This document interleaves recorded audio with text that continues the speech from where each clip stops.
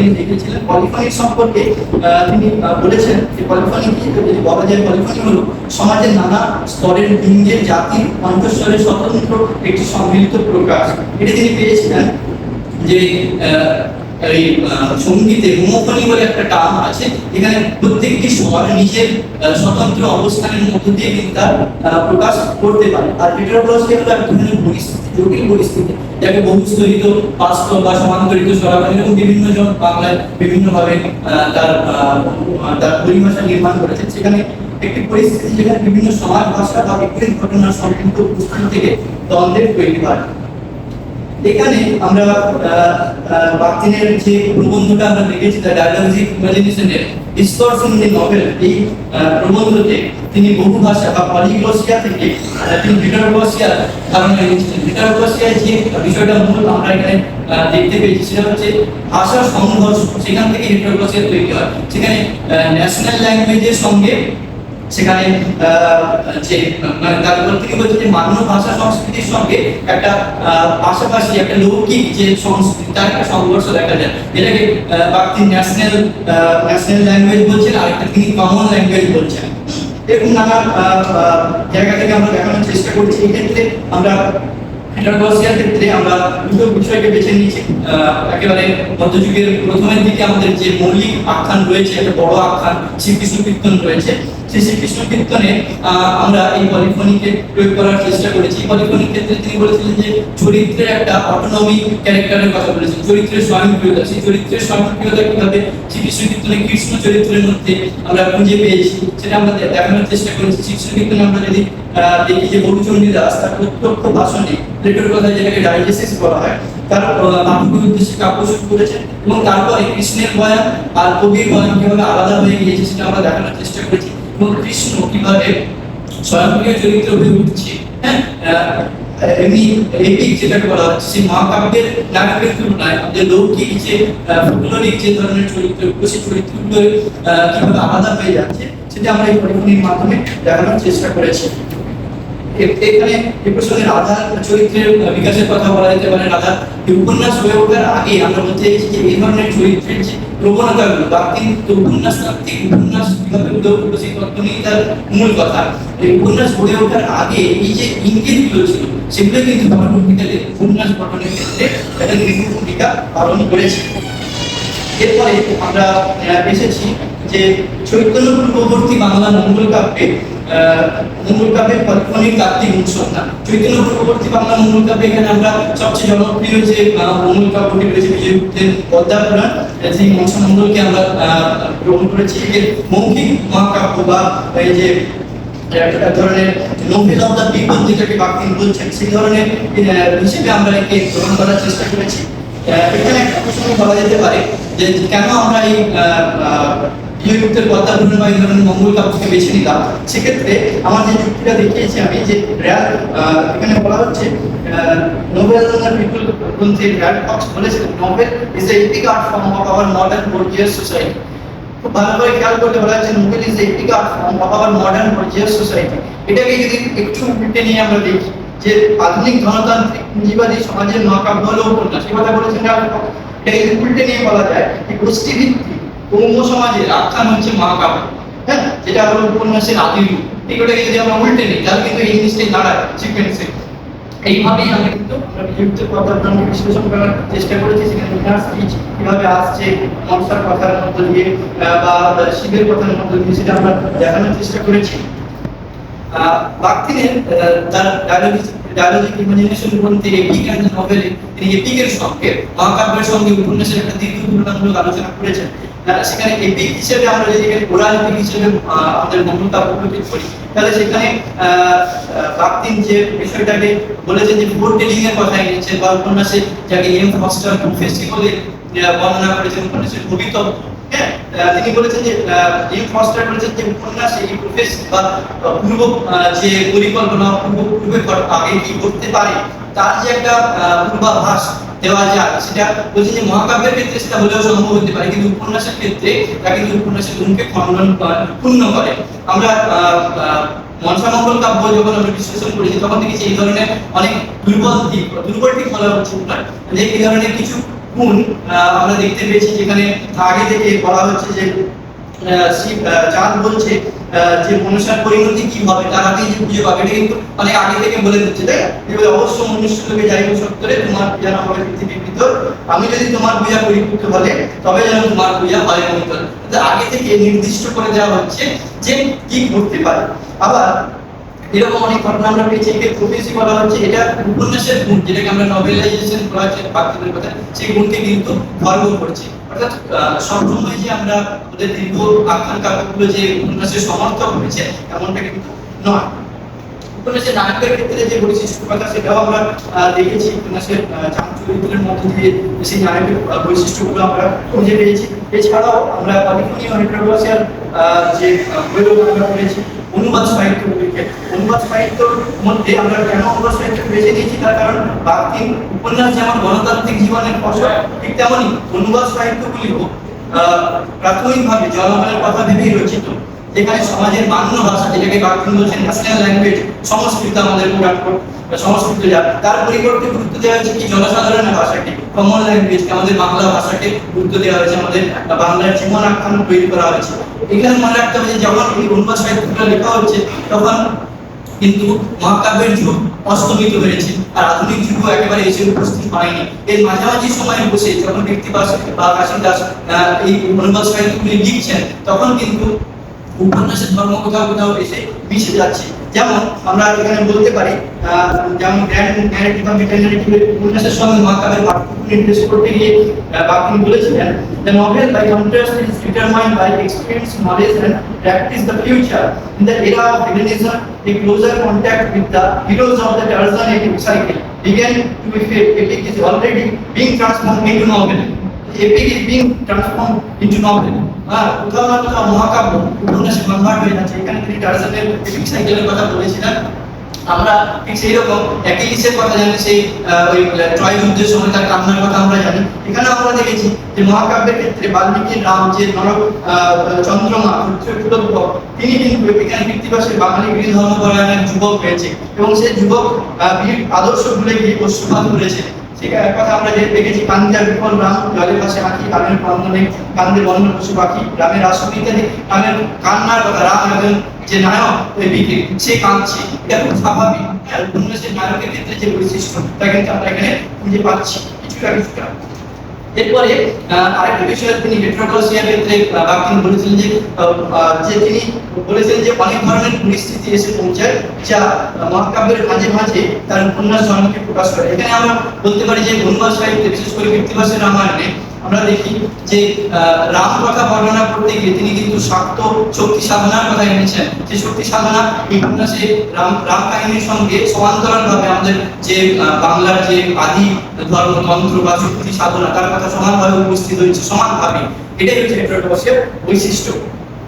এর পরবর্তী আমাদের চতুর্থ অধ্যায়ে আমরা দুটি তত্ত্বকে বেছে নিয়েছি, খুব গুরুত্বপূর্ণ তত্ত্ব, কার্নিভাল এবং ক্রোনোটপ।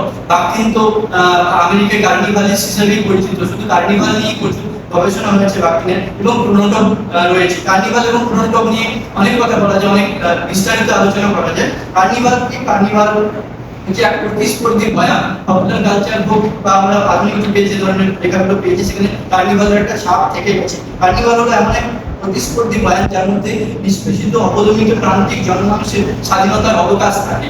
হ্যাঁ, এই সম্পর্কে ইভি রামাকৃষ্ণন বলেছেন, বাকিন বিশেষজ্ঞ, তিনি বলছেন বাকিন আইডেন্টিফাইজ, এই যে এটা পড়বো এখানে কার্নিভালের বৈশিষ্ট্যগুলো রয়েছে, আমরা তারই প্রয়োগ করেছি বাংলা সাহিত্যে। Bakhtin identifies certain distinct form of folk culture, ritual spectacles of marketplaces, এক নম্বর consisting as carnival, pagans, shobhayatra and similar displays,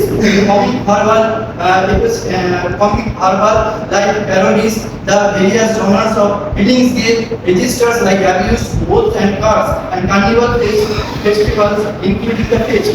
It should be kept in mind that all these different elements of carnival culture have flourished for almost a millennium before the Renaissance.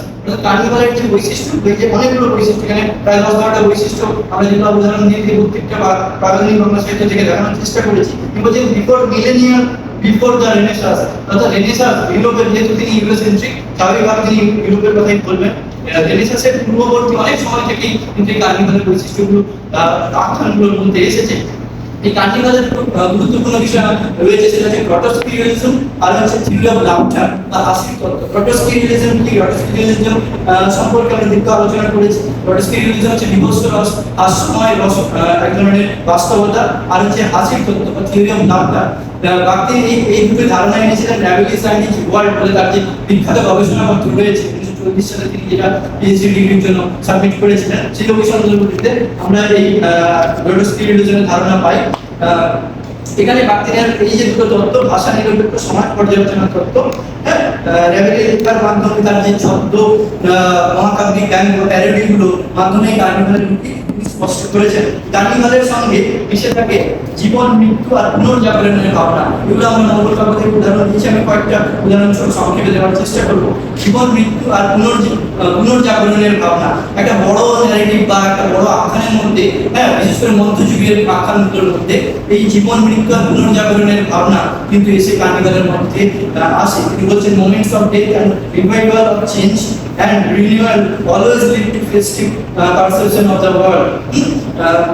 কার্নিভালে হাসির একটি ভূমিকা রয়েছে, তার উদাহরণ আমরা এখানে দিয়েছি। কার্নিভালে গ্রোটেস্ক realism সম্পর্কে আলোচনা করেছি। এরপরে আমি সংক্ষেপে সেগুলো আলোচনা করছি। ক্রোনোটোপের প্রসঙ্গে আসি, তারপরে তাত্ত্বিক প্রয়োগের দিকে যাবো। ক্রোনোটোপ এটা খুব গুরুত্বপূর্ণ একটা তত্ত্ব। ক্রোনোটোপ এই ধারণাটি তিনি এনেছিলেন আধুনিক যে মডার্ন ফিজিক্স থেকে। তিনি আইনস্টাইনের যে থিওরি অফ রিলেটিভিটি তার দ্বারা প্রভাবিত হয়েছিলেন এবং তিনি লেনিনগ্রাদের একজন বিজ্ঞানী, ওনার নামটা হচ্ছে উত্তমস্কি, ওনার দ্বারা তিনি প্রভাবিত হয়ে তত্ত্ব এনেছিলেন কার্নিভালের ক্রোনোটোপের তত্ত্ব। বাগদি এখানে বলছেন যে মহাবিশ্বে যে তিনটে ডাইমেনশন রয়েছে, দৈর্ঘ্য, প্রস্থ, উচ্চতা, তার সঙ্গে সময় একটা খুব গুরুত্বপূর্ণ ভূমিকা পালন করে। বিশেষ করে আখ্যানের ক্ষেত্রে এই সময় একটা মেজার হিসেবে কাজ করে। তাতে কি বলছে, time as a fourth dimension of speech. হ্যাঁ, সময় যেরকম মহাবিশ্বের একটা চতুর্থ ডাইমেনশন, আখ্যানের ক্ষেত্রেও তিনি সময়কে একটা ডিভাইস হিসেবে তিনি ব্যবহার করেছেন। এই ক্রোনোটোপ নিয়ে তার একটি দীর্ঘ প্রবন্ধ রয়েছে, খুব বড় প্রবন্ধ, form of times and chronotope in the novel. হ্যাঁ, সুদীর্ঘ প্রবন্ধ। এই প্রবন্ধটি আমরা পড়ে সেখান থেকে যে ধরনের ক্রোনোটোপগুলির কথা পেয়েছি, সেখানে 4-5 ধরনের আমরা ক্রোনোটোপের কথা পেয়েছি। বিশেষ করে উপন্যাসের ক্ষেত্রে সময়ক্রম কেমন হতে পারে সেই বিষয়ে তিনি বলছেন যে রহস্য অভিযানমূলক দুঃসাহসিক উপন্যাস, অ্যাডভেঞ্চারাস নোভেল, গথিক নোভেলের কথা বলেছেন, জীবনী উপন্যাস বা বায়োগ্রাফিক্যাল নোভেল। এছাড়া রয়েছে গাথা কাব্যের পথের সময়ক্রম চিহ্ন বা ক্রোনোটোপ অফ দ্য রোড, আর হচ্ছে গাথা কাব্যের সময়ক্রম বা ইন্টেলিক ক্রোনোটোপ। এই যে 6 ধরনের আমরা ক্রোনোটোপের 5 ধরনের ক্রোনোটোপের কথা বললাম, এর মধ্যে আমরা 3টি ক্রোনোটোপের প্রয়োগ পেয়েছি। যেমন রহস্য অভিযানমূলক বা অ্যাডভেঞ্চারাস নোভেল আমাদের মঙ্গল কাব্যে পেয়েছি। জীবনী উপন্যাস, চৈতন্য জীবনী গ্রন্থের মধ্যে এখানে বায়োগ্রাফিক্যাল টাইম কিভাবে পেয়েছি আমরা দেখিয়েছি। গাথা কাব্যের ক্ষেত্রে ইন্টেলিক ক্রোনোটোপ বা ময়মনসিংহ পত্রিকার ক্ষেত্রে আমরা দেখানোর চেষ্টা করেছি।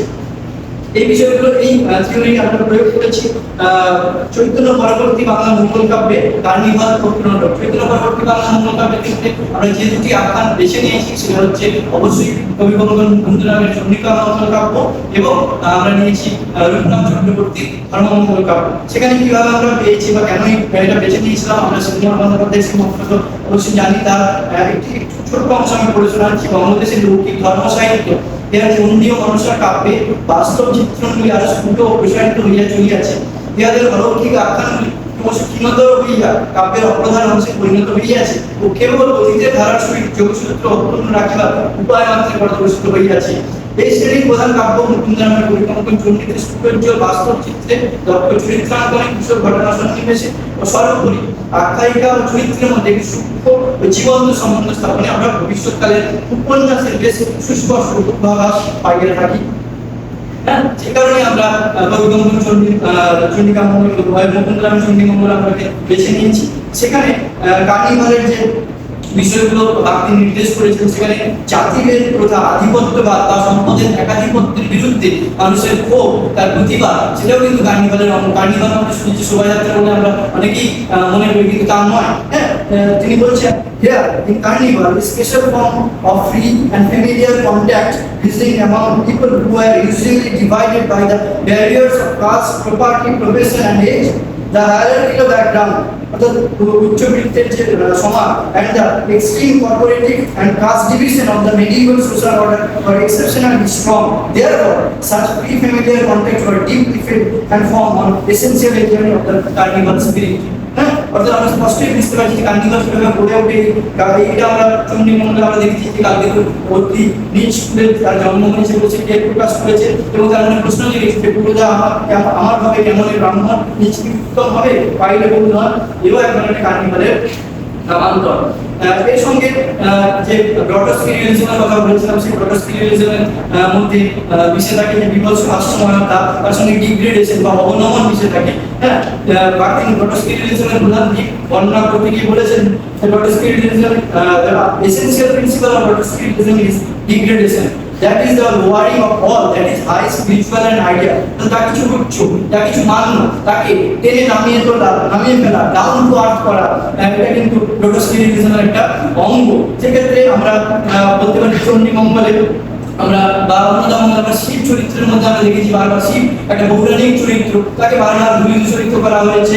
তার যে বর্ণনাগুলো দেওয়া হয়েছে, বিশেষ করে এখানে তিনি বলছেন যে গ্রোটোস্কি রিয়েলিজমের ক্ষেত্রে ওখানে lower part of the body আর হচ্ছে পৃথিবীর যে ভূমির যে একটা সম্পর্ক বারবার গ্রোটোস্কি রিয়েলিজমে আসে।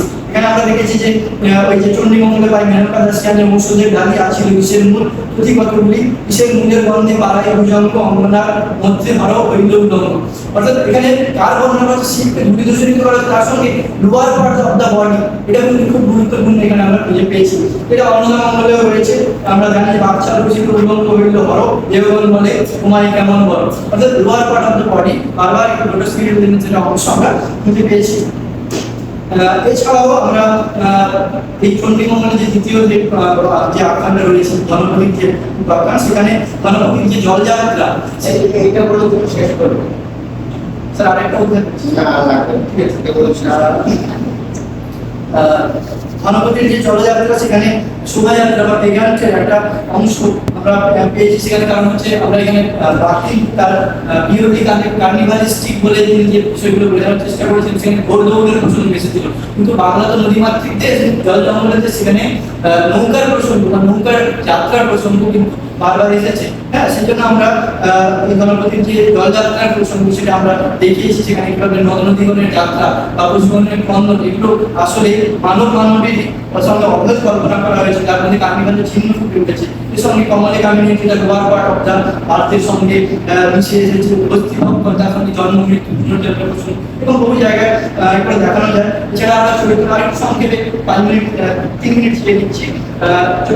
চৈতন্য জীবনীর ক্ষেত্রে আমরা এটাও একটা দীর্ঘ আলোচনা করেছি। আমরা চৈতন্য জীবনীর ক্ষেত্রে বায়োগ্রাফিক্যাল টাইম কিভাবে আমরা খুঁজে পেয়েছি, বিশেষ করে বাক্তি যেটাকে রিডিউম রোমান্স বলেছিলেন, এই উপন্যাসে জীবনী উপন্যাসের ক্ষেত্রে যে সময় কম তা কিভাবে চৈতন্য জীবনী গ্রন্থের মধ্যে আমরা খুঁজে পেয়েছি সেটা আমরা দেখানোর চেষ্টা করেছি, সেটা আমরা আলোচনা করেছি। সেখানে গ্রন্থ কিভাবে কাজ করেছে বা কার্নিভাল কিভাবে কাজ করেছে আমরা দেখিয়েছি। পঞ্চম শেষ যে অধ্যায়টা সেখানে আমরা আধুনিক বাংলা উপন্যাসে প্রাগাধুনিক প্রসঙ্গ বা আগুনের তত্ত্ব নিয়ে আলোচনা করেছি।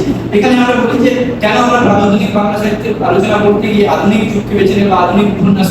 বাক্তি মূলত উপন্যাস কার্তিক এবং তিনি দস্তয়েভস্কি যে উপন্যাস পড়ে তিনি যাত্রা করেছেন সেই ইউরোপিয়ান সাটার কমেডিগুলোর দিকে বা তার যে মৌখিক যে সাহিত্যগুলোর দিকে, সেখান থেকে তিনি যে ধারণাগুলো এনেছিলেন তা দিয়ে তিনি জাস্টিফাই করেছিলেন দস্তয়েভস্কিকে এবং তার যে নভেলগুলোকে। ঠিক সেই রকম আমরা আধুনিক উপন্যাসকে যথার্থ উপন্যাস বা উপন্যাসের বৈশিষ্ট্য যেগুলো বাক্তি বলছেন সেগুলো আমরা আধুনিক উপন্যাসে আমরা যথার্থভাবে বুঝে পাচ্ছি কিনা সেটা আমরা দেখার চেষ্টা করেছি।